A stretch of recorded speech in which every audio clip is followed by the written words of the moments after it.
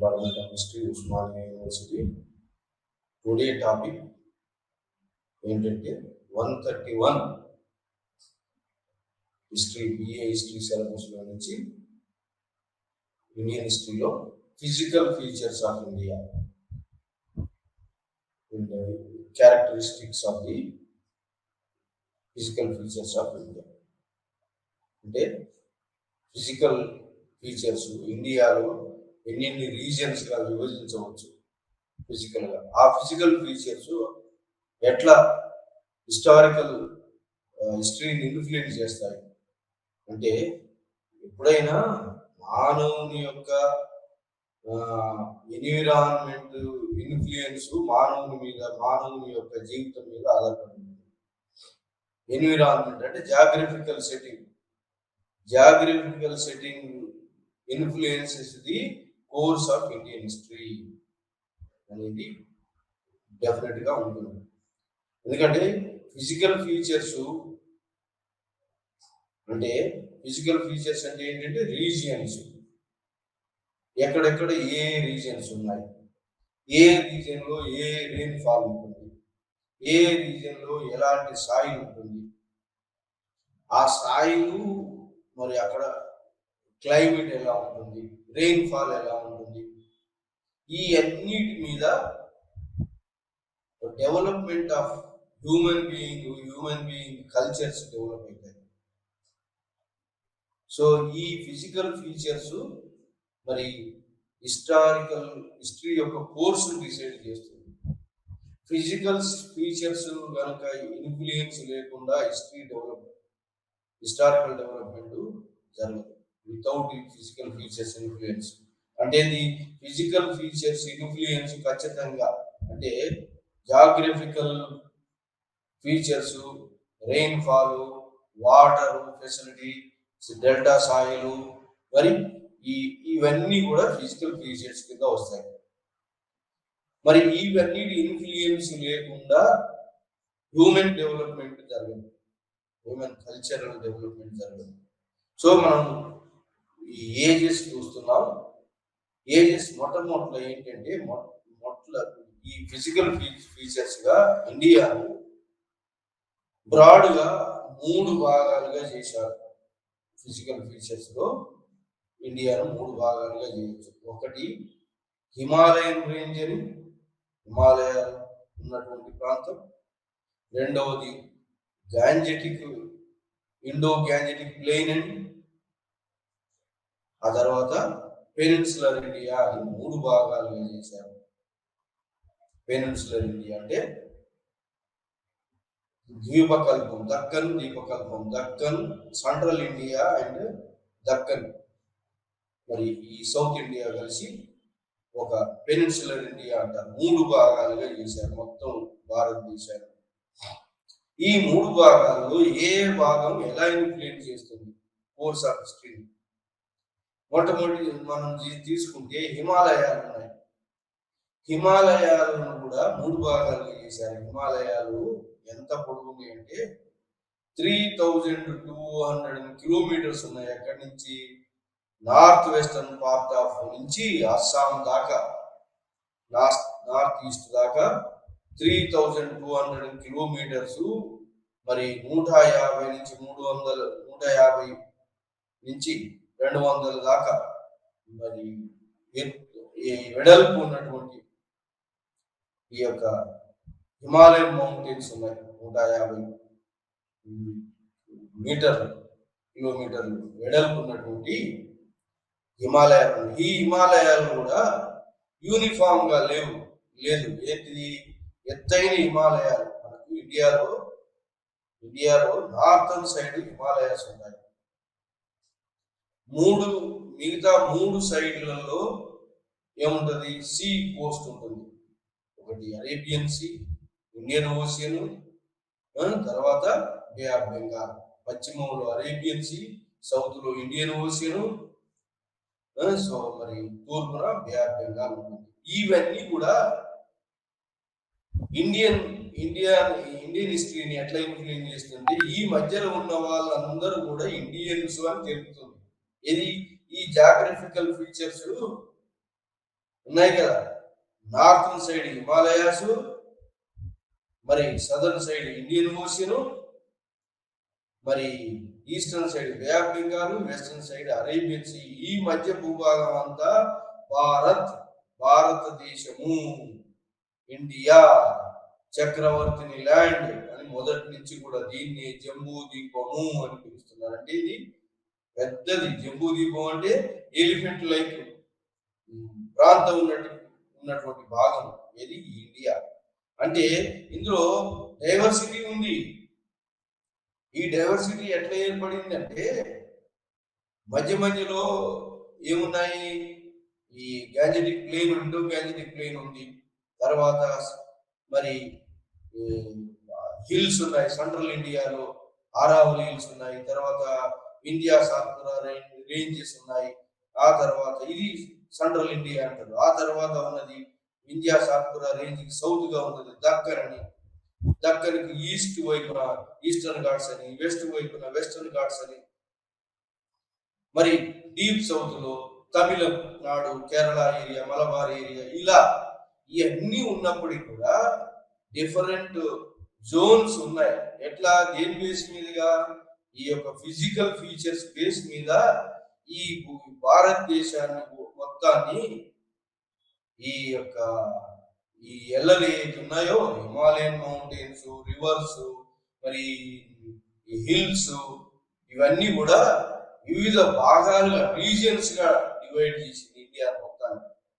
నదులు, so hill ranges, ఇవన్నీ coastal ranges, coastal planes, so Indo Gangetic planes, ఇవన్నీ వివిధ భాగాలుగా చేసినప్పటికీ డామినెంట్ బౌండరీస్ ఉన్నాయి.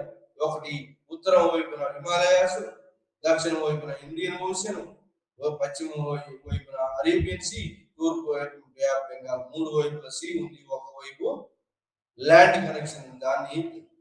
దీన్ని ఏమంటారంటే ద్వీపకల్పము అంటారు. ద్వీపము అంటే ఏంటంటే చుట్టూ ఉన్నటువంటి భూభాగం చుట్టూ సముద్రం ఉంటే దాన్ని ద్వీపము అంటారు, ఐలాండ్ అంటారు. కానీ ఇండియా ద్వీపం ఐలాండ్ కాదు, ద్వీపకల్పం. ద్వీపకల్పం అంటే ఒకవైపు ల్యాండ్ కనెక్షన్ ఉంటుంది, మిగతా చుట్టూ సముద్రాలు ఉన్నాయి. Bay of Bengal east, Indian ocean south, Arabian sea west. కాబట్టి దీన్ని ద్వీపకల్పం. ఒకవైపు ల్యాండ్ కనెక్షన్, మిగతా మూడు సైడ్లు ఉన్నది కాబట్టి దీన్ని ద్వీపకల్పం అన్నారు. ఈ ద్వీపకల్పం చాలా పెద్ద విశాలమైన తోటి ఉన్నది కాబట్టి దీన్ని జంబూ ద్వీపం అన్నారు. ఇండియాలో జంబూ ద్వీపం, జంబూ ద్వీపం అంటే ఎలిఫెంట్ లైక్ ల్యాండ్. కాబట్టి సరిపోయినటువంటి ల్యాండ్ మన దగ్గరనే ఉంది. కాబట్టి మొదటి నుంచి కూడా ఏ చక్రవర్తి కూడా బయటి దేశానికి పోవాలని ప్రయత్నం చేయలేదు. దీన్ని ఏమన్నారంటే కాశ్మీర్ టు కన్యాకుమారి చక్రవర్తిని ల్యాండ్ అన్నారు. ఒకే పేరుతో పిలిచారు. ఒకే పేరుతో పిలవడానికి ఏంటి? ఈ ఫిజికల్ ఫీచర్స్ ఒకే పేరుతో పిలువబడ్డాయి. జమ్మూ కాశ్మీర్ నుంచి హిమాలయన్ మౌంటైన్స్ నుంచి కేప్ కామరిన్ దాకా ఒకే నేమ్. ఏమిటి నేమ్ అంటే సింధుస్థాన్ అని మొట్టమొదటి అన్నారు. సింధుస్థాన్ పోయి హిందుస్థాన్ అన్నారు. హిందుస్థాన్ పోయి ఇండియా అన్నారు. ఇంకా భరతులు పరిపాలించారు కాబట్టి భారత్. ఇదంతా ఒకటే దేశము. డిఫరెంట్ జోన్స్ ఉన్నాయి. ఇందులో డిఫరెంట్ కల్చర్, డిఫరెంట్ పీరియడ్లు డెవలప్ అయినాయి. కానీ ఇదంతా ఒకటే దేశము. ఇదంతా చక్రవర్తి ల్యాండ్ అన్నారు.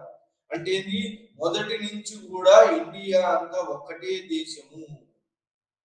డిఫరెంట్ పీరియడ్ లో డిఫరెంట్ పేర్లతో పిలువబడ్డారు. ఈ అన్నిటి కారణం ఏంటి అంటే ఫిజికల్ ఫీచర్స్ ఇలా ఉండటం తోటే మొట్టమొదట భారతం సింధు నదికి అవతల ఉంది కాబట్టి సింధుస్థాన్ అని ఎస్ ను ప్రొనౌన్స్ చేయరాదు. ఎస్ ను హెచ్ గా ప్రొనౌన్స్ చేశారు. దాంతో హిందుస్థాన్ అని. మరి పర్షియన్స్, గ్రీకులు ఏమన్నారంటే ఈ సింధు నది అవతల ఉన్న వాళ్ళని ఇండాయిస్ అన్నారు. ఇండియా. మరి భరతులు పరిపాలించిన భారత్. ఇలా ఒకటే నామంతో పిలిచారు. ఇంకా ఏంటి అంటే మరి హోల్ ఇండియాలో ఒకటే లాంగ్వేజ్ ఉన్నది చూడండి. మొట్టమొదటి బిగినింగ్ లాంగ్వేజ్ అంటే చూడండి, అశోకుని పీరియడ్ లో మరి బ్రహ్మి స్క్రిప్ట్ ఉన్నది, Kharoshthi script north western part of ఇండియాలో ఉన్నది, మిగతా మెయిన్ ల్యాండ్ అంతా కూడా బ్రహ్మి స్క్రిప్ట్ ఉంది, ప్రాకృత లాంగ్వేజ్ ఉంది. ఆ తర్వాత లాంగ్వేజ్ ఏంటంటే సాంస్క్రిట్ లాంగ్వేజ్ వచ్చింది. సాంస్క్రిట్ లాంగ్వేజ్ తర్వాత వచ్చినటువంటి రీజనల్ లాంగ్వేజ్ కూడా రీజన్ నదుల వల్ల మరి ఈ యొక్క హిల్స్ బౌండరీస్ వల్ల రీజన్స్ ఏర్పడ్డాయి. రీజనల్ లాంగ్వేజ్ వస్తాయి. అవి కాకుండా టూరిస్టులు వచ్చినప్పుడు పర్షియన్ లాంగ్వేజ్ వచ్చింది. పర్షియన్ అఫీషియల్ లాంగ్వేజ్ మొత్తం భారతదేశం అంతా ఒకే చక్రవర్తి కిందికి రావాలని ఒకటే మరి చక్రవర్తి ల్యాండ్ అని పిలిచారు. మరి అంతేకాకుండా మరి ఈస్ట్ ఇండియా కంపెనీ వచ్చినప్పుడు బెంగాల్ అంటే ఒకే క్యాపిటల్ అంటే మరి ఇంగ్లీష్ లాంగ్వేజ్. ఆ తర్వాత మనం ఈ హిందీని ఫాలో అవుతాం. అంటే ఒకే లింగా ఫ్రాంకా అంతా కూడా అఫీషియల్ లాంగ్వేజ్ ఒకటే ఉండుకుంటూ వస్తుంది. అంటే ఈ దేశం అంతా కూడా భారతదేశం అని పిలువబడుతుంది. ఎట్లా? లాంగ్వేజ్ యూనిటీ ఉంది, జాగ్రఫికల్ యూనిటీ ఉంది. చూడండి, లాంగ్వేజ్ యూనిటీ ఉంది, జాగ్రఫికల్ యూనిటీ ఉంది, ఇంకోటి కల్చరల్ యూనిటీ కూడా ఉంది. ఎక్కడ కల్చరల్ యూనిటీ? చూడండి, ఇండియాలో Hinduism majority, people are Hindus. Hindu temples మరి ఒక ప్రాంతంలో లేవు. ఏ ప్రాంతాలు ఉన్నాయి? దక్షిణ భారతదేశంలో ఉన్నాయి. అవి శైవ వైష్ణవ టెంపుల్స్, రామాయణ మహాభారతాలు దక్షిణ భారతదేశంలో ఉన్నాయి, ఉత్తర భారతదేశంలో ఉన్నాయి. ఈస్ట్ లో ఉన్నది పూరి జగన్నాథ్, వెస్ట్ లో ఉన్నది. సో ఈ విధంగా హిందూ టెంపుల్స్, హిందూ కల్చర్ అంతా కూడా అంతా స్ప్రెడ్ అయ్యింది భారతదేశం అంతా. రామాయణ మహాభారతం అంటే ఏంటి? కల్చరల్ యూనిటీ కూడా ఉంది, లాంగ్వేజ్ యూనిటీ ఉంది, ఫిజికల్ ఫీచర్స్ యూనిటీ ఉంది, కల్చరల్ యూనిటీ ఉంది. చూడండి, లాంగ్వేజ్ యూనిటీ ఉంది. ఈ విధంగా మరి బౌండరీస్ డామినేట్ చేసి వీళ్ళందరూ ఒకటే చక్రవర్తిని కింద పరిపాలించబడ్డారు. ఈ విధంగా ఉన్నటువంటి ఈ యొక్క భూమిని జాగ్రఫికల్ గా 3 భాగాలుగా చేశారు. ఒకటి హిమాలయన్ రేంజ్ అని, ఇండో గ్యాంజెటిక్ ప్లెయిన్ రీజన్ అని, ఆ తర్వాత పెనిన్సులర్ ఇండియా అని 3 భాగాలు చేశారు. బ్రాడ్ గా మొత్తం భారతదేశాన్ని 3 భాగాలు చేసి ఒక్కొక్క భాగాన్ని కూడా మళ్ళా డివిజన్స్ చేశారు.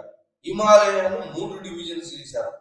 3 ఈస్టర్న్ హిమాలయాస్, ఎక్కడ అస్సాం రీజన్ అటు ఉన్నటువంటి, మధ్య హిమాలయస్ టిబెటన్ ప్రాంతం. చూడండి, కల్చర్ ఈస్టర్న్ హిమాలయాస్ లో కూడా చైనీస్ కల్చర్ ఇన్ఫ్లుయెన్స్ చేయబడింది.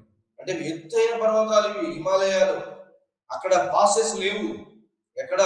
ఈ యొక్క ఈస్టర్న్ రీజియన్ లో హై ఎత్తుగా ఉన్నాయి, అయినప్పటికీ కూడా కల్చర్ ఇన్ఫ్లుయెన్స్ చేయబడింది. ఆ తర్వాత ఇంకా టిబెటన్ రీజియన్, టిబెట్, మధ్య హిమాలయాలు నేపాల్ భూటాన్ ఏరియాలో ఉన్నటువంటి ఏరియా. నేపాల్ భూటాన్ ఏరియాలో కల్చరల్ కాంట్రాక్ట్స్ ఉన్నాయి, నేపాల్కు, భూటాన్కు, ఇండియాకు మరి అవతల. సో ఈ విధంగా కల్చరల్ ఎక్స్చేంజ్ నడుస్తూనే ఉంది. అంటే ఇది మధ్య హిమాలయాల్లో కల్చరల్ ఎక్స్పాన్షన్ ఎక్కువగా ఉంది ఈస్టర్న్ రీజియన్ కన్నా.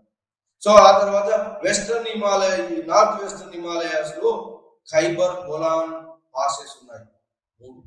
3 పాసెస్ ఉన్నాయి ఇక్కడ. అంటే అవుట్లెట్స్, అంటే బయట నుంచి రావడానికి, బయట నుంచి అంటే ఆఫ్ఘనిస్తాన్ నుంచి, ఇరాన్ నుంచి దండయాత్రలన్నీ కూడా ఇక్కడి నుంచి వచ్చినాయి. North western part of India అక్కడ కొన్ని ఓపెనింగ్స్ ఉన్నాయి. కాబట్టి మన దండయాత్రలు ఎవరు? గ్రీకుల కానించి మొట్టమొదటి పర్షియన్స్ దండయాత్ర చేశారు. పర్షియన్స్ తర్వాత గ్రీక్స్ దండయాత్ర చేశారు మన భారతదేశం మీద. గ్రీకుల తర్వాత శకులు దండయాత్ర చేశారు. శకులు, పహల్లవులు, పార్థియన్స్, తర్వాత హూనులు, గుప్త సామ్రాజ్యం పీరియడ్ లో హూనులు దండయాత్ర చేశారు. ఆ తర్వాత వచ్చినటువంటి వాళ్ళు ముస్లింలు, ఢిల్లీ సుల్తానులు. మరి సో ముస్లింల దండయాత్ర కూడా అక్కడి నుంచి north western part of India నుంచి గజనీ మహమ్మద్ దండయాత్ర చేశాడు. గోరి మహమ్మద్ వచ్చి ఎస్టాబ్లిష్ చేశాడు. ఆ ముస్లింలు కూడా అక్కడి నుంచి ఆ పాసెస్ నుంచి ఆ ఏరియా నుంచి, north western part of India నుంచి, అంటే కల్చరల్ ఎక్స్చేంజ్ మరి ట్రేడ్ అండ్ కామర్స్ ఎక్స్చేంజ్ ఈ ప్రాంతం, నార్త్ వెస్టర్న్ ప్రాంతం నుంచి ఎక్కువగా జరిగింది. ఇన్వేషన్స్ అనుకోండి, కల్చరల్ ఎక్స్చేంజ్ అనుకోండి, మరి ఇన్వైడర్స్ కూడా ఈ ప్రాంతం నుంచి వచ్చారు. ఓపెనింగ్స్ కూడా ఈ ప్రాంతంలో ఎక్కువగా ఉన్నాయి. ఇది హిమాలయన్ రేంజ్.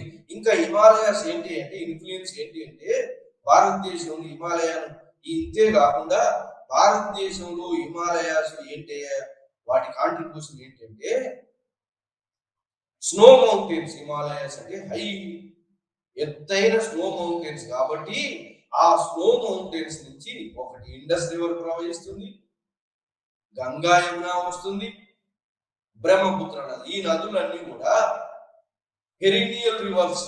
పెరినియల్ అంటే ఎవర్ ఫ్లోయింగ్. మంచు కరగడంతో గంగా యమున ఎప్పుడు ప్రవహిస్తూనే ఉంది. అండ్ వానాకాలంలోనూ హిమాలయాలు ఏ విధంగా పనిచేస్తున్నాయి అంటే, ఒక స్క్రీన్ గా, ఏ స్క్రీన్ గా, నైరుతి ఋతుపవనాలు ఆపుతున్నాయి. మనం సినిమా థియేటర్ కనుక ఒక స్క్రీన్ అడ్డు పెడితే సినిమా పడ్డట్టుగా ఏది తెర మీద ఈ నైరుతి ఋతుపవనాలు పోయి హిమాలయాలు దాకి సరిపోయినటువంటి వర్షం పడుతుంది.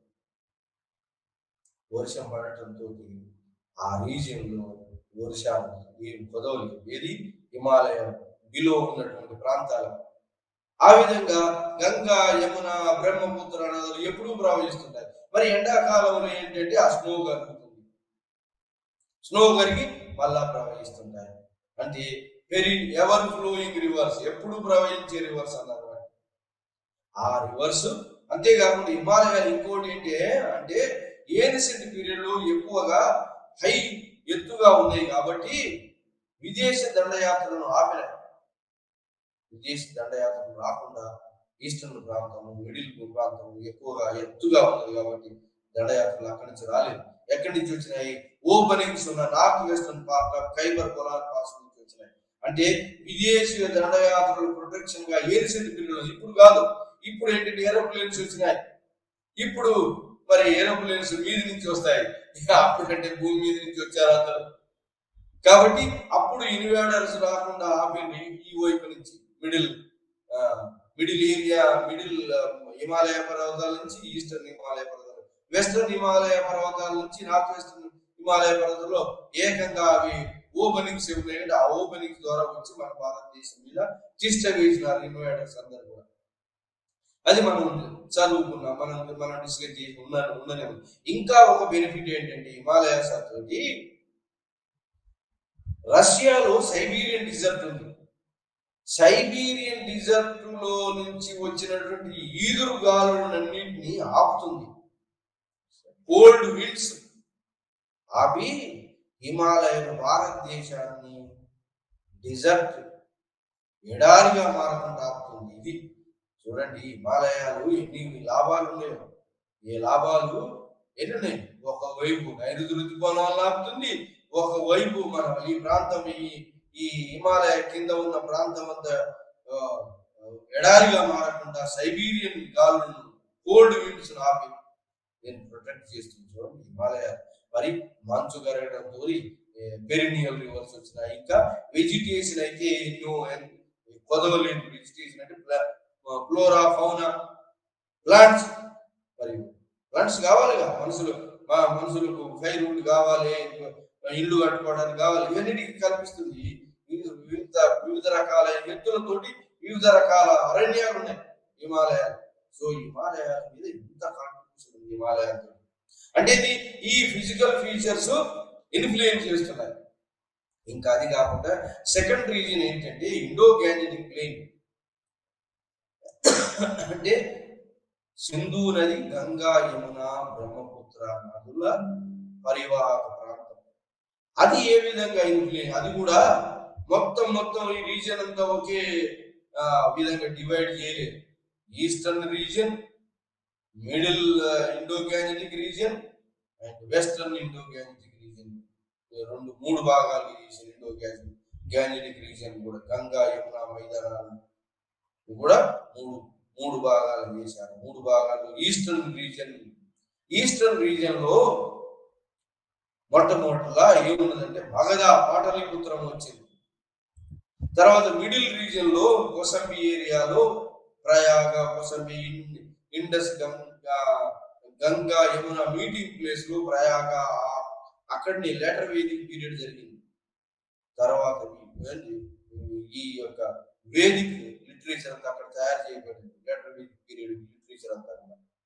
సో ఈ విధంగా మరి ఇండో గ్యాంజెటిక్ ప్లేన్ బాగా సారవంతమైన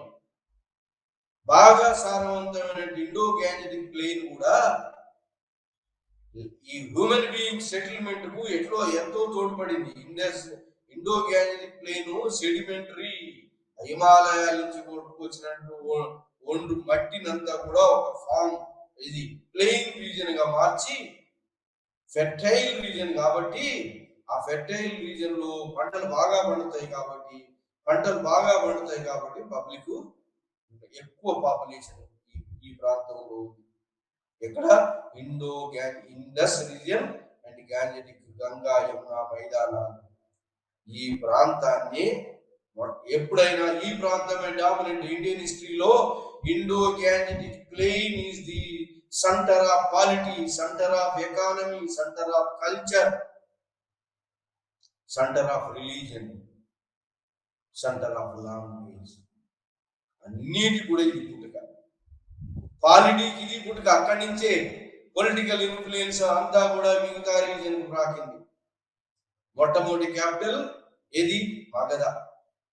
సో అలా మరి ఈ విధంగా పొలిటికల్ సెంటర్, ఇంకా ఏమిటి సెంటర్? Economic centre. ఎందుకు? Fertile soil. Economic centre, cultural centre ఇక్కడే. హిందూ మతం ఇక్కడనే, బౌద్ధ మతం ఇక్కడనే. అన్ని మతాలన్నీ కూడా ఇండియాలో ఉన్న మతాలు దాదాపుగా ఇక్కడి నుంచి ఆరిజినేట్. ఎందుకు? పాపులేషన్ ఇక్కడే ఎక్కువగా ఉంది. ఎక్కువ ఎందుకు ఉండడానికి? ఆ ఫిజికల్ ఫీచర్స్, అక్కడ ఉన్నటువంటి డెల్టా సాయిల్ తోడ్పడింది కాబట్టి పబ్లిక్ ఎక్కువగా నివసించారు. పబ్లిక్ ఎక్కువ ఎక్కడ ఉంటారంటే ఎక్కడైతే ఫుడ్ అవైలబుల్ ఉంటుందో, వాటర్ అవైలబుల్ ఉంటుందో అక్కడ పబ్లిక్ ఎక్కువ ఉంటారు. ఆ విధంగా ఈ ప్రాంతము ఎకానమిక్ సెంటర్ అయిపోయింది. ఎకానమిక్ సెంటర్ అయినప్పుడు పాలిటిక్స్ కూడా సెంటర్ అయింది. పాలిటిక్స్ సెంటర్ అయినప్పుడు రిలీజియన్ కూడా సెంటర్ అయింది. రిలీజియన్ సెంటర్ అయినప్పుడు కల్చర్ కూడా సెంటర్ అయింది. అన్నిటితో లాంగ్వేజ్ అండ్ రిలీజియన్ అన్నిటికీ సెంటర్ అయిపోయింది ఈ ప్రాంతం.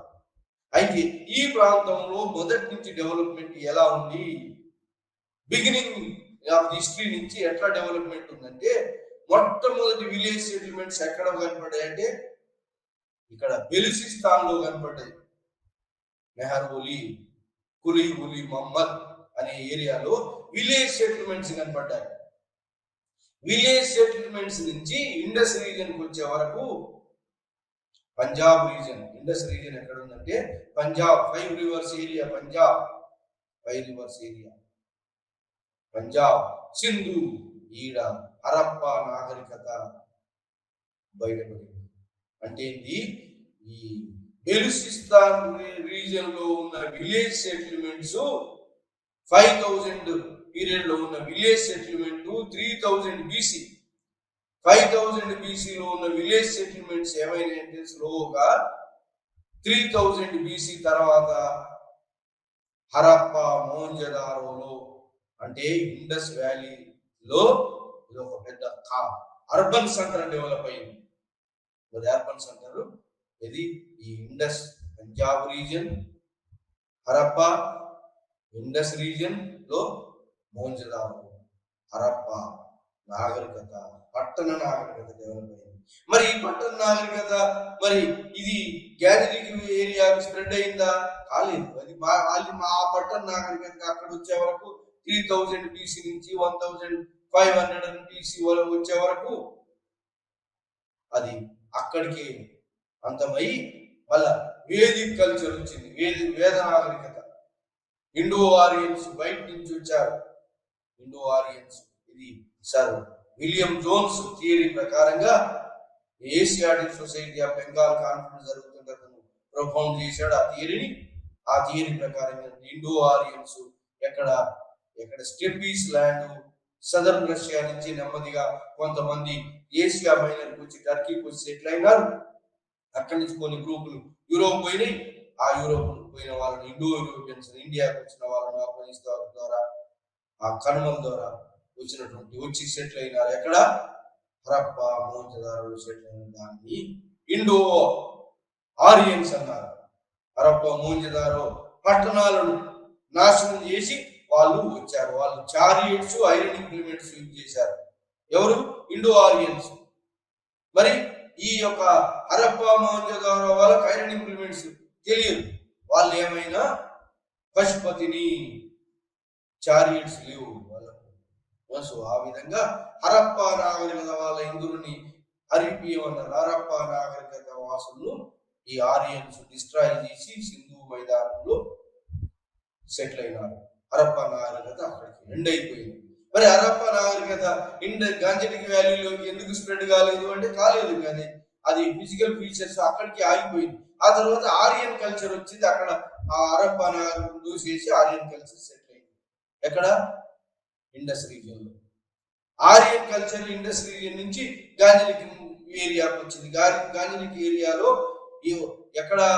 ఢిల్లీ, ఇంద్రప్రస్థ, హస్తినాపురం దాటుతూ అక్కడే మహాభారతం జరిగిందని చెప్పి హస్తినాపుర, ఇంద్రప్రస్థ, మహాభారతం వారు జరిగింది. ఇక్కడ చారియట్స్ దొరికినాయి. వెస్టర్న్ యూపీలో, ఢిల్లీ ప్రాంతంలో, హస్తినాపుర ప్రాంతంలో రథాలు దొరికినాయి. కాబట్టి మహాభారతం జరిగింది. లిటరరీ ఎవిడెన్స్ కూడా చెబుతుంది, మరి ఈ ఆర్కియలాజికల్ ఎవిడెన్స్ కూడా చెబుతుంది. సో ఆ విధంగా మరి ఆ గాంజెటిక్ వ్యాలీలో, ప్రయాగ ఏరియాలో, ఇది గంగా యమున మైదానంలో అది మొట్టమొదటి ఆర్యన్ సెటిల్ అయిన ఋగ్వేదం తెలుపుతుంది. తర్వాత లెటర్ వేదిక్ పీరియడ్ లో యజుర్వేదం, సామవేద, అధర్మ వేదం, మిగతా 4 వేదాలు అన్ని కూడా, 3 వేదాలన్నీ కూడా ఈ యొక్క కోసంబి ఏరియాలో, అంటే డెల్టా సాయి, ఏది మంచి డెల్టా సాయి. ఎక్కడ? గంగా యమున మీటింగ్ ప్లేస్ అక్కడని. ఆగ్రా క్యాపిటల్, మొఘల్స్ క్యాపిటల్ అక్కడ యమునా నది తీరాన. సో అక్కడ ఫెర్టైల్ సాయి ఉంది కాబట్టి అక్కడ ఈ మిగతా 3 వేదాలు డెవలప్ అయినాయి. అంటే లెటర్ వేదిక్ కల్చర్ అక్కడ సాంస్క్రిట్ లో రాయబడినటువంటి వేదాలు అక్కడ రాయబడ్డాయి. ఆ తర్వాత తర్వాత ఎక్స్పాన్షన్ అయ్యి ఆర్యన్ కల్చర్ జనక మహారాజు గాంజెటిక్ వ్యాలీ నుంచి నెమ్మదిగా మిథిలా నగరము, ఆ తర్వాత అయోధ్య, వైశాలి, ఇలా స్ప్రెడ్ అయ్యి మగధ దాకా స్ప్రెడ్ అయ్యింది. మగధ నుంచి అలా అంటే ఏంది?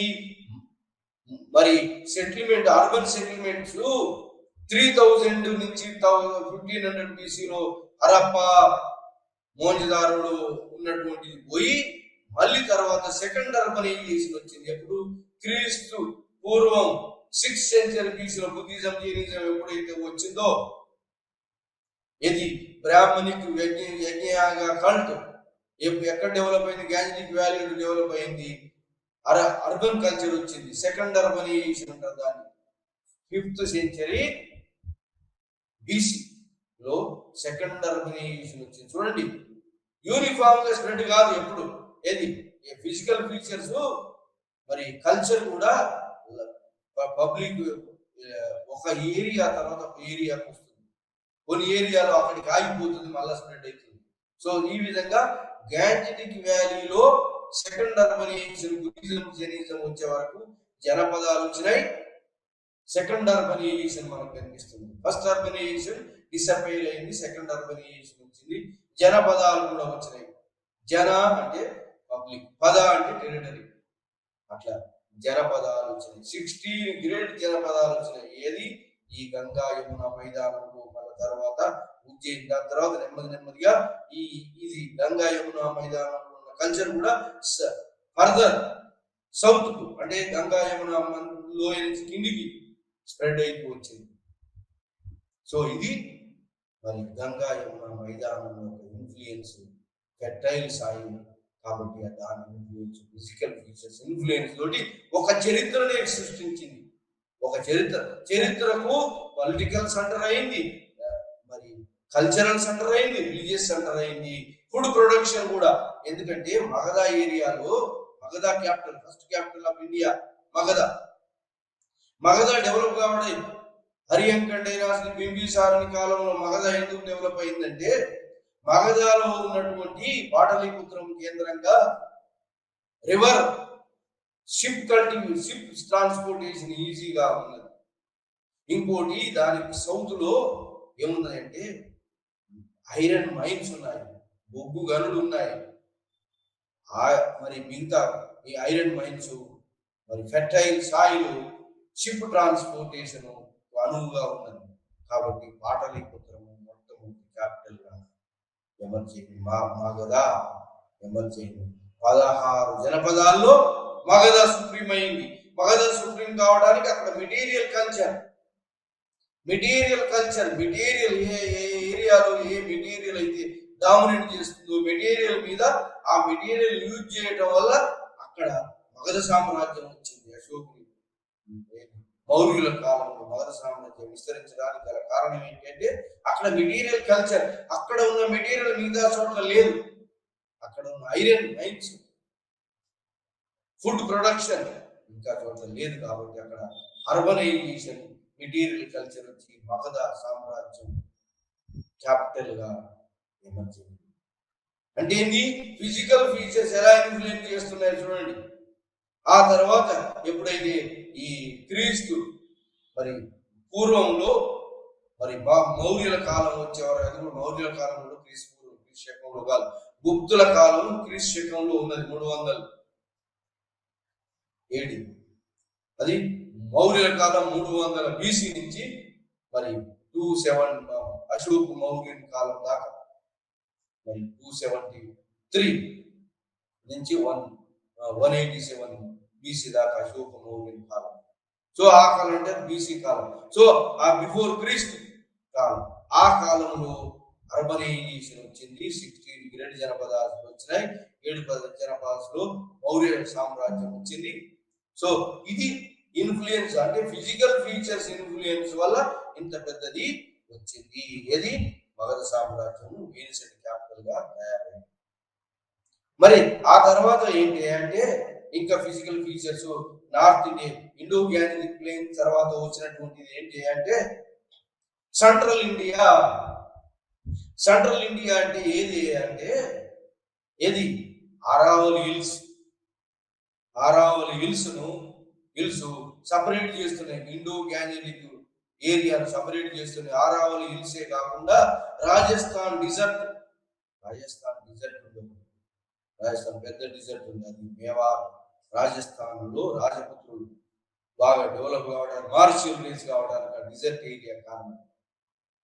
మార్షల్ రేస్, రాజపుత్రులు అంటే పూనులు సెటిల్ అయినారు అక్కడ రాజపుత్రులుగా వాళ్ళు.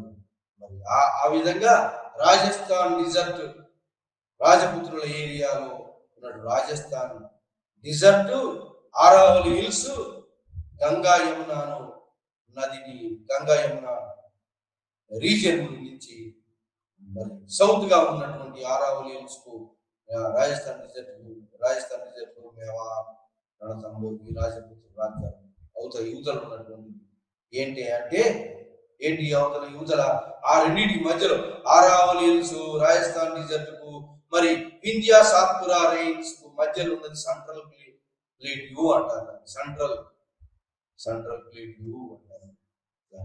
ఆ సెంట్రల్ ప్లేట్యూలో ఏ కంట్రీస్ ఉన్నాయంటే సెంట్రల్ ప్లేట్యూలో మరి రాజస్థాన్ ఉన్నది.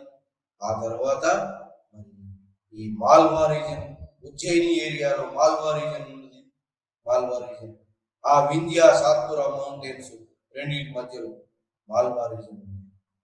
సో తర్వాత ఈస్ట్ పోతే ఇంకా ఈస్ట్ లో బెంగాల్ రీజన్, ఈస్ట్ లో గంగా యమునా మైదానంలో బెంగాల్ రీజన్, ఒరిస్సా రీజన్ కూడా వస్తుంది. ఈ విధంగా మరి వింధ్యా సాత్పురా మౌంటైన్స్ ఉత్తర భారతదేశాన్ని, దక్షిణ భారతదేశాన్ని క్లియర్ గా ఏర్పాటు చేస్తుంది, విడదీస్తుంది. ఉత్తర భారతదేశాన్ని ఏమన్నారంటే ఆర్యావర్త, దక్షిణ భారతదేశం దక్షిణాపద అన్నారు. ఆర్యావర్తం అంటే ఆర్యులు వాళ్ళ యొక్క సంస్కృతిని బాగా ప్రవేశపెట్టారు. దాని ఆర్యావర్తం అన్నారు. దక్షిణాపదము దండకారణ్యం అన్నారు. దండకారణ్యంలోకి ఈ ఆర్యన్ సంస్కృతిని మరి స్ప్రెడ్ చేసినటువంటి వాళ్ళు ఎవరంటే రాముడు, శ్రీరాముడు, లక్ష్మణుడు అడవులకు వచ్చాడు. దండకారణ్యం నుంచి అంటే పశ్చిమ కనుమల నుంచి మరి ఏది ఇండియా సాత్పుర మౌంటైన్స్ దాటి దండకారణ్యం అంటే ఈ దక్షిణాపదానికి వచ్చాడు. దక్షిణాపదంలో ఆర్యనైజేషన్, దక్షిణ డెవిల్స్ అంటే రాక్షసులు అన్నారు. రాక్షసుల మీద దండయారు.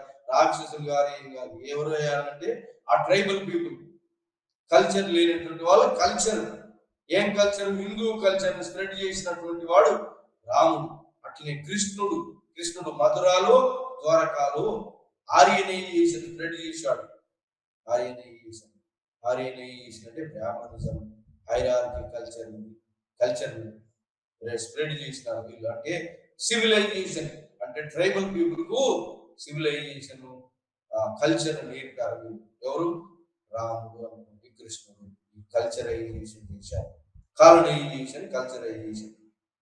సో బ్రిటిష్ వాళ్ళు కనుక మన దగ్గరికి వచ్చి కాలనైజేషన్, కల్చరైజేషన్ చేసినట్టుగా రాముడు, కృష్ణుడు కాలనైజేషన్, కల్చరైజేషన్ చేశారు.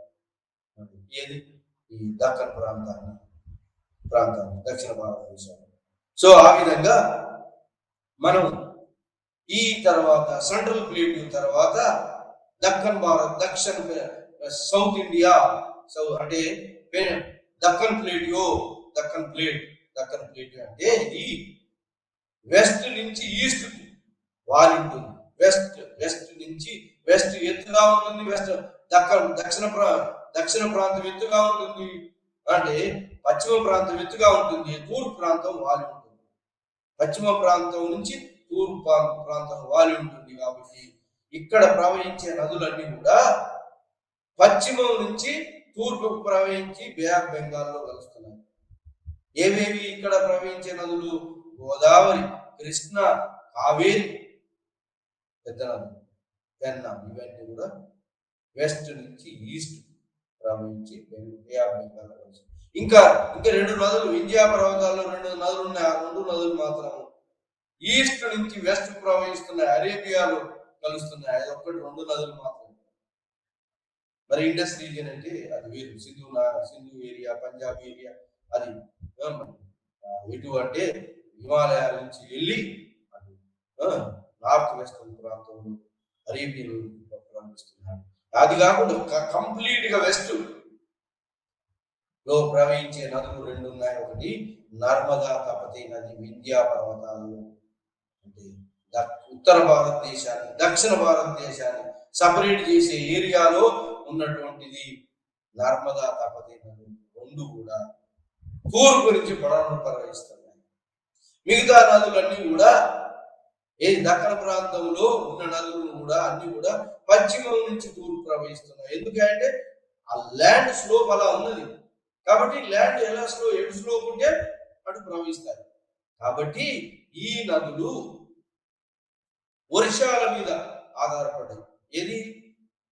గోదావరి గాని, కృష్ణా గాని, తుంగభద్ర గాని, కావేరి గాని, పెన్నా రివర్ గాని, ఇవన్నీ కూడా వర్షాల మీద, అంటే నైరుతి ఋతుపవనాలు ఉధృతంగా వచ్చినప్పుడు, మరి ఈశాన్య ఋతుపవనాలు వచ్చినప్పుడు ఆ వర్షాలతోటి ఈ నదులు ప్రవహిస్తాయి. ఎండాకాలం ఈ నదుల్లో ఎక్కువ నీరు ఉండదు. అది మరి ఉత్తర భారతదేశంలో నదులు అట్లాంటిది కాదు. గంగా ఈ హిమాలయాల నుంచి వస్తాయి కాబట్టి అవి ఎప్పుడూ ప్రవహిస్తూనే ఉంటాయి. ఈ దక్షిణ భారతదేశంలో నదులు అట్లాంటిగా సీజనల్ నదులు. ఇంకా ఈ నదులలో, ఈ నదు ముఖ ద్వారాలలో, నదుల ప్రాంతంలో కూడా డెల్టా సాయిల్ ఏర్పడింది. డెల్టా సాయిల్ నదులు ప్రవహించాయి. ఇంకా డెల్టా సాయిల్ కాకుండా ఈస్ట్ లో ఎత్తుగా లేనటువంటి కనుమలు ఉన్నాయి. దాన్ని ఎత్తు లేవు అంత పెద్దగా. అక్కడక్కడ ఫ్రాగ్మెంట్స్, అక్కడక్కడ చీలి ఉన్నాయి. ఏవి? కనుమలు. దాన్ని ఈస్టర్న్ ఘాట్స్ అంటారు. ఈస్టర్న్ ఘాట్స్ కు బే ఆఫ్ బెంగాల్ మధ్యలో పెద్ద ఏంటిది డెల్టా సాయిల్ ఉంటుంది. దాన్ని ఈస్టర్న్ కోరమండల్ కోస్ట్ అంటారు. బాగా ఫెర్టైల్ సాయిల్. గంగా ఈ కృష్ణ గోదావరి నదుల ప్రాంతంలో కూడా డెల్టా సాయిల్ ఏర్పడింది. కాబట్టి అక్కడ ఎన్నో రాజ్యాలు వచ్చినాయి. వేంగి రాజ్యం, ప్రాచీన వేంగి రాజ్యం అక్కడనే ఉంది. వేంగి రాజ్యం, మరి కృష్ణ, అమరావతి, ఇట్లా మరి ఒకటి కాదు, ఈస్టర్న్ కోస్టల్ ప్రాంతంలో ఎన్నో గజపతులు, కళింగులు, ఈస్టర్న్ గంగాసు, మరి పల్లవులు, చోళులు, ఈ నదీలోయ ప్రాంతాల్లోనే ఈ ఫెర్టైల్ సాయిల్ బేస్ గా, నదీ తీర వాటర్ బేస్ గానే ఈ రాజ్యాలన్నీ వచ్చినాయి. అంటే ఇది ఫిజికల్ ఫీచర్స్ హెల్ప్ చేయబట్టే ఈ రాజ్యాలన్నీ వచ్చినాయి. ఈ రాజ్యాలు లేకపోతే వచ్చేవి కావు. మరి ఇవన్నీ నదీ ప్రాంతాల్లో వచ్చినాయి. మరి ఇలా కాకుండా ఇంకా కాకుండా వెస్ట్ లో కొంకన్ కోస్ట్ అంటారు, దాన్ని కొంకన్ కోస్ట్ అంటారు. కొంకన్ కోస్ట్ లో కేరళ ప్రాంతంలో, మరి కొంకన్ కోస్ట్ అంటే పశ్చిమ కర్ణాటక ప్రాంతంలో కొంకన్ కోస్ట్ ఉంటుంది. ఆ తర్వాత మలబార్ ఏరియాలో, కేరళ ఏరియాలో ఫెర్టైల్ కొంచెమే ఎడలు ఉంటుంది. వెస్టర్న్ ఘాట్స్ బాగా ఎత్తుగా ఉంటాయి. ఆ ఎత్తుగా ఉన్నటువంటి వెస్టర్న్ ఘాట్స్ లో ఏంటి అంటే, వెస్టర్న్ ఘాట్స్ కు మరి అరేబియన్ సీ మధ్యలో ఒక కోస్టల్ ప్రాంతం ఉంటుంది. అది పెద్ద వెడల్పుగా లేదు, అయినప్పటికీ కూడా పంటలు బాగా పండుతాయి. ఎందుకంటే ఆ యొక్క నైరుతి ఋతుపవనాలను లాపి ప్లెంటీ ఆఫ్ రెయిన్ ఇస్తుంది. అది వెస్టర్న్ కోస్ట్. ఈస్టర్న్ కోస్ట్ ఏంటి? ఈస్టర్న్ కోస్టల్ రీజన్ ఆ యొక్క నదీ ముఖ ద్వారాలలో ఉంది కాబట్టి, బే ఆఫ్ బెంగాల్ కలిసే ప్రాంతం ఉంది, అక్కడ డెల్టా సాయిల్ ఏర్పడింది కాబట్టి అక్కడ ఎన్నో రాజ్యాలు వచ్చినాయి. వెస్టర్న్ కోస్ట్ లో కూడా ఎన్నో పంటలు వచ్చినాయి, రాజ్యాలు వచ్చినాయి.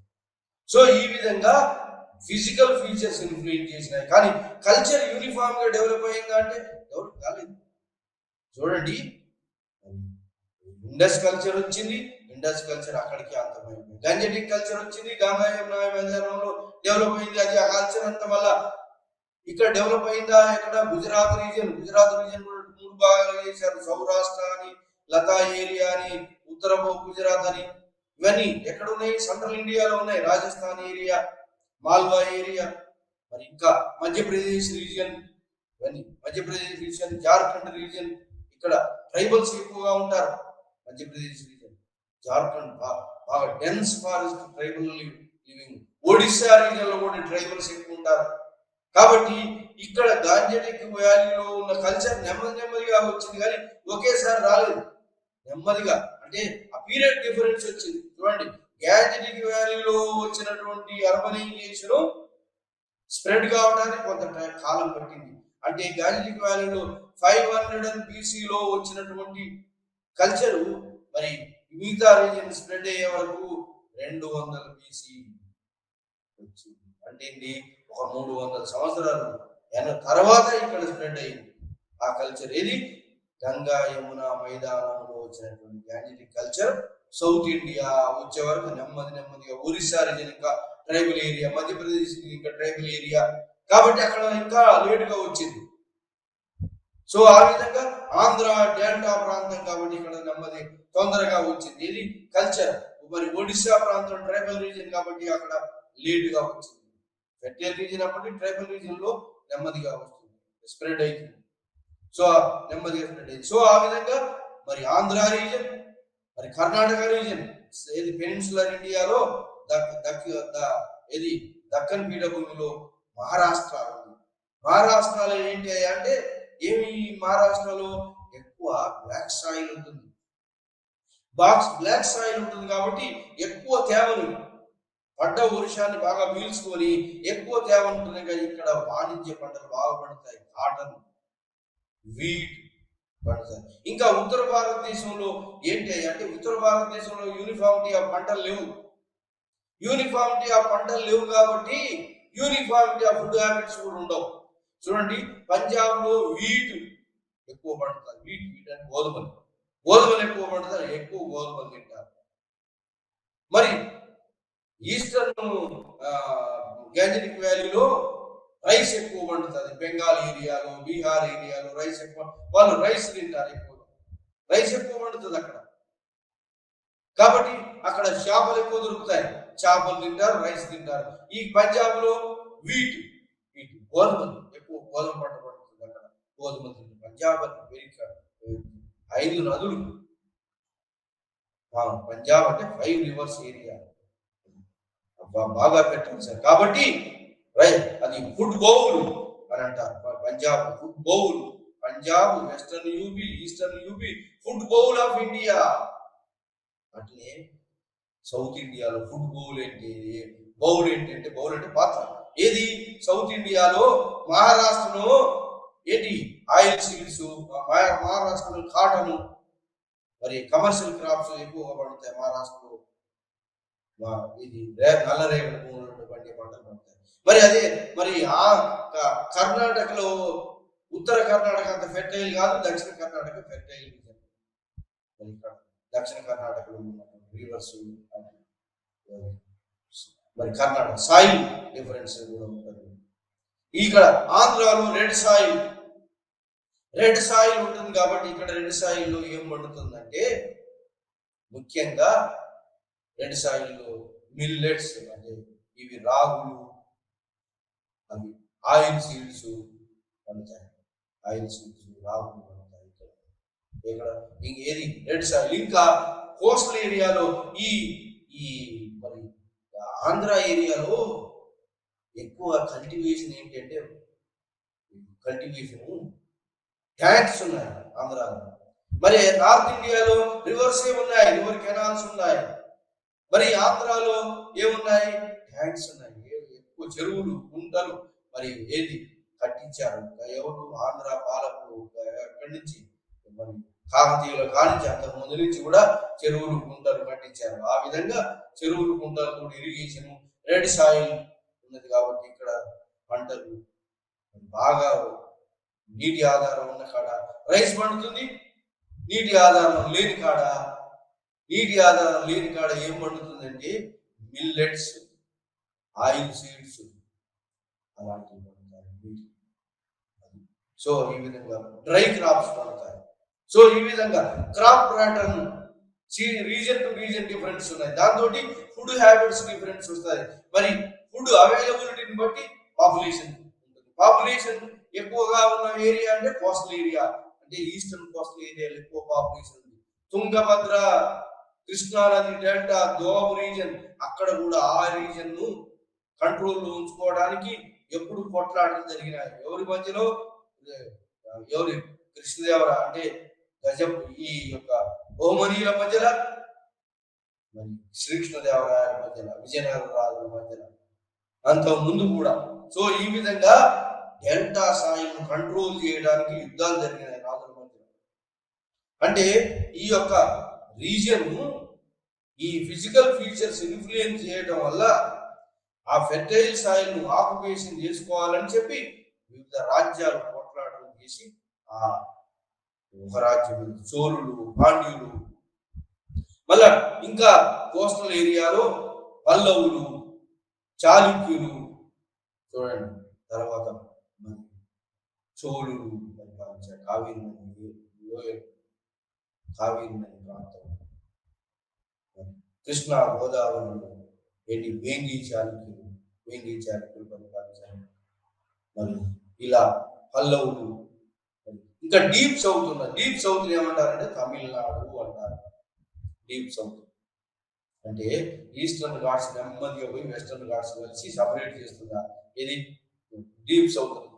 తమిళనాడు ఏరియా, దాన్ని తమిళికము అంటారు, తమిళనాడు ఏరియా అంటారు. అక్కడనే సంగం లిటరేచర్ డెవలప్ అయింది. సంగం లిటరేచర్ ఏంటంటే అక్కడ ఉన్నటువంటి రాజ్యాలను, ఏ రాజ్యాలు వచ్చినాయి అంటే అక్కడ చేర అంటే కేరళ ఏరియాలో వచ్చింది. చోళ తమిళనాడు ఏరియాలో వచ్చింది. పాండ్య 3 రాజ్యాలు వచ్చినాయి ఇక్కడ. ఏది? Deep south. ఈ డీప్ సౌత్ మరి ఉత్తర భారతదేశంలో ఉన్న కల్చర్ స్ప్రెడ్ కావడానికి యూనిఫామ్ గా స్ప్రెడ్ కాలేదు, అంతటా ఒకేసారి స్ప్రెడ్ కాదు. ఎందుకంటే నెమ్మదిగా కాలనైజేషన్ వచ్చింది, నెమ్మదిగా స్ప్రెడ్ అయింది. ఎక్కడ బాగా స్ప్రెడ్ అయిందంటే ఎక్కడైతే ఫెర్టైల్ సాయిల్స్ ఉంటాయో అక్కడ స్ప్రెడ్ అయింది. ఒరిస్సా ప్రాంతము, మధ్యప్రదేశ్ ప్రాంతము ట్రైబల్ ఏరియా కాబట్టి ఎక్కువ స్ప్రెడ్ కాలేదు.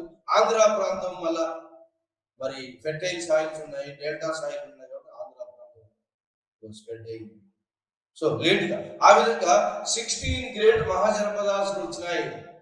మహాజనపదాల నుంచి ఎమర్జ్ అయినదే మగధ కింగ్డమ్. మగధ కింగ్డమ్ మరి ఇది ఏన్షియంట్ పీరియడ్ వరకే ఉంది మగధ క్యాపిటల్. ఆ తర్వాత మిడివల్ పీరియడ్ వచ్చే వరకు క్యాపిటల్ ఏది మారింది? కనూజ్ మారింది.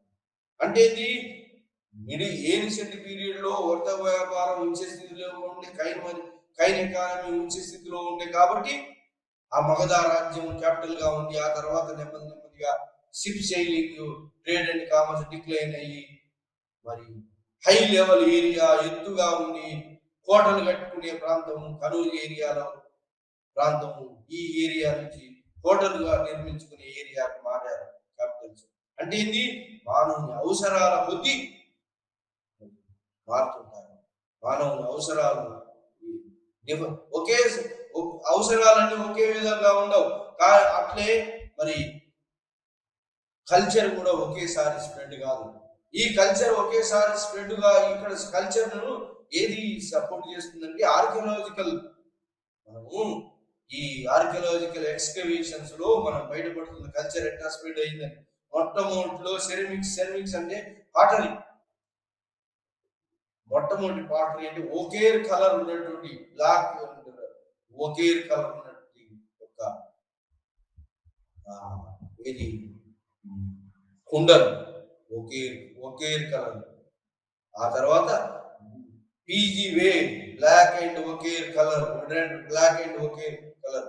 ఆ తర్వాత రెడ్ కలర్. ఇట్లా పీజీ పెయింటెడ్ గ్రే వే ఇవన్నీ గ్యాజెటిక్ వాల్యూలో వచ్చినాయి. అత్రంజి కేరళలో ఐరన్ మొట్టమొదటిసారి యూజ్ చేసినట్టుగా చూడండి. ఇండో గ్యాజెటిక్ కల్చరు మరి అక్కడ ఉన్న బ్రాంచ్ కల్చరు మరి ఈస్టర్న్ గంగా మైదానంలో బ్రాంచ్ కల్చర్ రాలేదు. ఏమొచ్చింది? ఐరన్ వచ్చేసింది. బ్రాంచ్ కల్చర్ రాలేదు, ఐరన్ వచ్చింది. అట్లే సౌత్ ఇండియాలో కూడా అక్కడ బ్రాంచ్ కల్చర్ రాలేదు, ఐరన్ కల్చర్ డైరెక్ట్ గా వచ్చింది. మెగాలిథిక్ కల్చర్ చూడండి, డైరెక్ట్ గా ఐరన్ కనిపడింది 1000 BCలో. ఎక్కడ? మెగాలిథిక్ కల్చర్ ఆంధ్రాలో. చూడండి, కల్చర్ యూనిఫామ్ గా స్ప్రెడ్ అయితే కాలేదు. ఆ ఫిజికల్ ఫీచర్స్ ఇన్ఫ్లుయెన్స్ చేసుకొని కల్చర్ డిఫరెంట్ ఏరియాలో డిఫరెంట్ పీరియడ్ లో కల్చర్ అన్ఈవెన్ గా స్ప్రెడ్ అయింది. కల్చర్ స్ప్రెడ్ అవుతూ వస్తుంది, కానీ ఒకేసారి ఒక యూనిఫామ్ గా రాలేదు. ఎందుకంటే ఆ స్ప్రెడ్ కావడానికి ఉత్తర భారతదేశంలో ఉన్న కల్చర్ దక్షిణ భారతదేశానికి వచ్చింది కానీ అది డిఫరెంట్ పీరియడ్స్ లో వచ్చింది, టైం డిఫరెంట్. సో ఆ విధంగా కల్చరల్ ఇన్ఫ్లుయెన్స్, రీజియన్స్ ఇన్ఫ్లుయెన్స్ తోటి కల్చరల్ ఇన్ఫ్లుయెన్స్, ఈ విధంగా ఫిజికల్ ఫీచర్స్ ఇన్ఫ్లుయెన్స్ చేస్తున్నాయి మొత్తం భారతదేశం యొక్క హిస్టరీ ఆఫ్ ఇండియాను. కల్చర్ ఆఫ్ ది పీపుల్ ను, వాళ్ళ యొక్క జీవితాలను, వాళ్ళ యొక్క హ్యాబిట్స్ ను అన్నిటి కూడా ఆ ఏరియాలో ఉన్నటువంటి వాటర్ అవైలబిలిటీ, ఆ ఏరియాలో ఉన్నటువంటి సాయిల్ రెడ్ సాయిల్ ఉంది.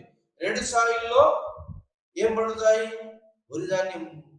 వాటర్ ఉన్న చోట వరిధాన్యం పండుతుంది, వాటర్ లేని చోట మిల్లెట్స్, ఆయిల్ సీడ్స్ పండుతాయి. మరి బ్లాక్ సాయిల్లో ఏం పండుతుంది? కాటన్ పండుతుంది. సో ఈ మలబార్ ఏరియాలో ఏం పండుతుంది? కేరళలో కొబ్బరి పండుతుంది, అట్లనే స్పైసెస్ పండుతుంది. అస్సాం రీజియన్ లో అవన్నీ లేట్ గా వచ్చినాయి. అస్సాం రీజియన్ కల్చరైజేషన్ మరి గ్యాజెటిక్ వాల్యూలో ఉన్న కల్చర్ అస్సాం రీజియన్ లో, మరి ఆ తర్వాత ఈస్ట్ బెంగాల్ లో కామరూప, అస్సాంనే కామరూప అంటారు, ఆ ఏరియాలో లేట్ గా కల్చరైజేషన్ లోకి వచ్చినాయి. ఇది లేట్ గా రావడానికి ఏంటి అంటే అక్కడ మెటీరియల్ కల్చరల్ స్ప్రెడ్ నెమ్మదిగా జరుగుతుంది. సో యూనిఫామ్ గా అన్ఈవెన్ గా జరుగుతుంది కల్చరల్ ఫిజికల్ ఫీచర్స్ ఇన్ఫ్లుయెన్స్. ఈ విధంగా డామినెంట్ ఫిజికల్ ఫీచర్స్ ఎక్కడైతే అవైలబిలిటీ ఆఫ్ ఫెర్టైల్ సాయిల్ ఉందో ఆ ఫెర్టైల్ సాయిల్ చుట్టూతా పబ్లిక్ ఉంటారు, జనం ఉంటారు. జనం ఏం చేస్తారంటే జనం అగ్రికల్చర్ ప్రొడక్షన్ ఉత్పత్తి చేసి పాపులేషన్ సరిపోయే ప్రొడక్షన్, సర్ప్లస్ ప్రొడక్షన్, దాంతో విలేజెస్ ఫామ్ అయితే విలేజ్ నుంచి village turn into urban centres, towns గా మారుతాయి, టౌన్స్ ఇంటూ అర్బన్ సెంటర్స్. ఇలా ఇది ఏన్షియంట్ పీరియడ్ లో స్లోగా అర్బనైజేషన్. ఇప్పుడు మిడివల్ పీరియడ్, ఆ తర్వాత ఇండస్ట్రియలైజేషన్ పీరియడ్ లో ఇండస్ట్రియల్ బేస్ గా. కానీ ఏన్షియంట్ పీరియడ్ లో వచ్చిన అర్బనైజేషన్ ఏంటంటే ఈ యొక్క కల్టివేషన్, రెయిన్, సాయిల్, ఈ బేస్ మీద village formations, towns formations, urban formations.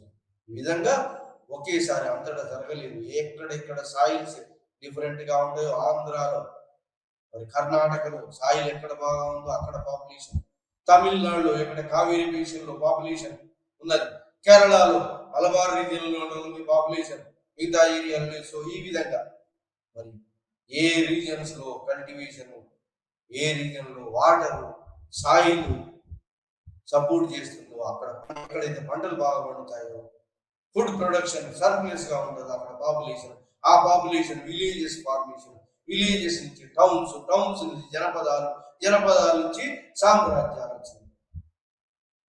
జనపదాలు నుంచి ఒక జనపదాల నుంచి మిగతా జనపద అన్ని మగధ, స్వలోడిదాస్ జనపదాస్,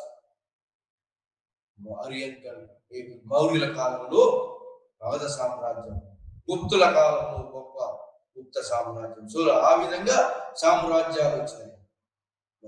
ఈ విధంగా ఫిజికల్ ఫీచర్స్ ఇన్ఫ్లుయెన్స్ చేయడంతో ఈ అన్ని మార్పులు జరుగుతూ వచ్చాయి. కాబట్టి ఫోర్స్ఫుల్ ఫిజికల్ ఫీచర్స్ ఏంటి అంటే గంగా యమున మైదానం బాగా ఫోర్స్ తోటి దాన్ని ఇన్ఫ్లుయెన్స్ చేసింది.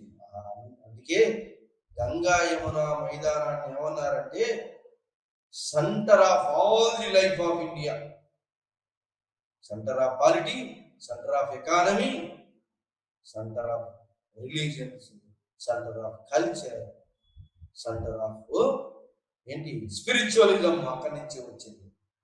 సో ఆ విధంగా నెమ్మదిగా స్ప్రెడ్ అయింది. ఆల్వార్లు, నాయనార్లు సౌత్ ఇండియాలో వచ్చింది. ఇది భక్తి హిందూయిజం. సో యజ్ఞయాగ హిందూయిజం నార్త్ ఇండియాలో వచ్చింది. యజ్ఞయాగ హిందూయిజం, ఆ యజ్ఞయాగ హిందూయిజానికి అగెనిస్ట్ గా నార్త్ ఇండియాలో బుద్ధిజం, జైనిజం వచ్చింది. దాని కౌంటర్ గా దాన్ని మళ్ళీ కౌంటర్ చేయాలని భక్తి హిందూయిజం వచ్చింది. దాన్ని వైష్ణవ, విష్ణు, శివ, బ్రహ్మ, శక్తి, దుర్గా, లక్ష్మి, పార్వతి, దుర్గా, పార్వతి, సరస్వతి, ఇలా శక్తి వర్షం. తర్వాత ట్రైబల్స్ చేర్చుకోవడం వల్ల ట్రైబల్ గాడెసెస్ కూడా వచ్చారు. తర్వాత తాంత్రిసిజం, ఇలా మరి అది నెమ్మదిగా ఇవన్నీ రామాయణ, మహాభారతాలు కూడా ఇవన్నీ రాముడు కల్చరైజేషన్ సౌత్ ఇండియా పంచవటి ద్వారా. మరి ఇక్కడ మరి ఆంధ్రాలో శబరి ఏరియాలో కూడా వచ్చాడు ఆంధ్రుడు. ఎవడు? రాముడు, శ్రీరాముడు. శబరి నది శ్రీరాముడు వచ్చినాడట.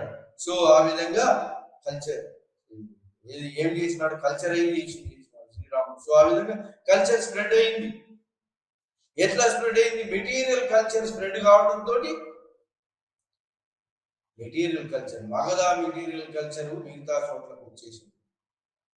చోట్లకు వచ్చేసింది కాబట్టి మిగతా ఏరియాలు కూడా ఎమర్జ్ అయింది. శతవాహనుల కాలం, శతవాహనులు ఎవరు? మౌర్యులు, సామంతులు, వాళ్ళు ఎమర్జ్ అయింది. తర్వాత శాతవాహనులు పోయిన తర్వాత ఇక్ష్వాకులు, ఇట్లా రాజ్యాల తర్వాత రాజ్యాలు వచ్చాయి. సో ఇవన్నీ ఏంటి అంటే cultures, physical features influence. Most physical features of India is the Ganga Yamuna మైదానం, హిమాలయన్ మౌంటైన్స్, మరి ఈస్టర్న్ కోస్టల్ ప్లెయిన్ బాగా ఇన్ఫ్లుయెన్స్ చేసింది. Delta soil eastern coastal plain లో.